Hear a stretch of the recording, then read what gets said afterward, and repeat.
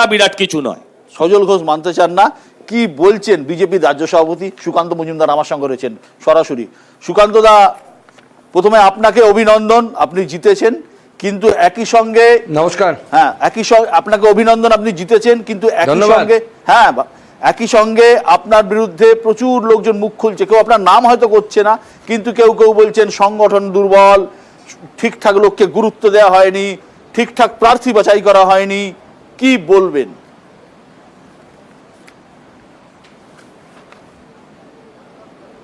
না, আমার এসব নিয়ে কিছুই বলার নেই। হারলে পরে এরকম হয়। আপনার সংগঠন ততক্ষণ পর্যন্ত দুর্বল থাকবে যতক্ষণ না পর্যন্ত আপনি ক্ষমতায় আসছেন। কারণ এটাই তো ক্রাইটেরিয়া না, সংগঠন কখন ভালো হয়? যখন আপনি ক্ষমতায় এসে গেলেন। তো এখন তৃণমূল কংগ্রেসের বলবেন সংগঠন ভালো।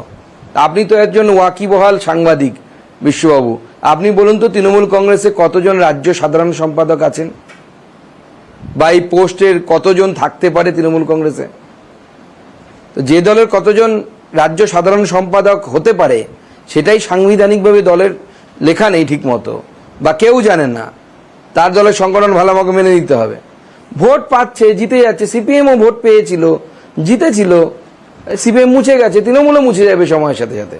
ভোটে হারলে পরে এরকম হয়, কিন্তু আমার মনে হয় প্রত্যেককে দায়িত্ব নিয়ে কাজ করতে হবে। দায়িত্ব নিয়ে কাজ করলে আমরা ভালো জায়গায় যাব। কারণ গল্পটা এতটা অন্ধকারাচ্ছন্ন নয়। আপনি ডেটা অ্যানালাইসিস করুন। আপনাকে বলছি, বিজেপি 146খানা বিধানসভাতে 40% বেশি ভোট পেয়েছে। 146 আমরা অ্যানালাইসিস করেছি, আপনারাও অ্যানালাইসিস করুন। আমরা একটু যদি ধাক্কা মারি যে 40% ভোটের সিটগুলোকে, তাহলে আমরা বেশ কিছু পার্সেন্ট বাড়ালে পরেই 146-47খানা সিট অনায়াসে জিততে পারি বিধানসভা। সুকান্তদা, প্রার্থী বাছাই কোথাও ভুল হয়েছিল, বহু ক্ষেত্রে তারকা প্রার্থীরা সব হেরে গেছেন, এবং একটা বক্তব্য হচ্ছে প্রার্থী বাছাই বহু জায়গায় আপনাদের ভুল হয়েছিল।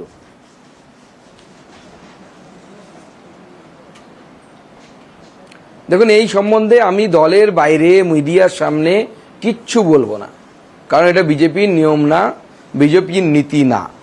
আর আমি বিজেপির সভাপতি শুধু নয়, বিজেপির একনিষ্ঠ কর্মী, বিজেপির একনিষ্ঠ সৈনিক। অতএব আমি বাইরে কোনো কিছু বলবো না। সুকান্ত মজুমদার যদি মন্ত্রী হন, একই সঙ্গে মন্ত্রী আর একই সঙ্গে এ রাজ্যে বিজেপি রাজ্য সভাপতির দায়িত্ব, আপনি কোনটা বেছে নিতে চাইবেন?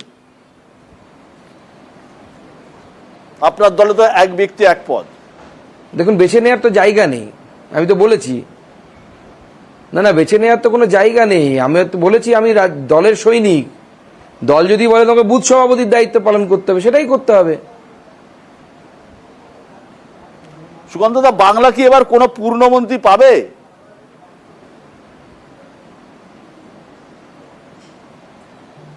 দেখুন, এটা তো আমার এখতিয়ারের মধ্যে পড়ে না, মাননীয় প্রধানমন্ত্রীর এখতিয়ারের মধ্যে পড়ে।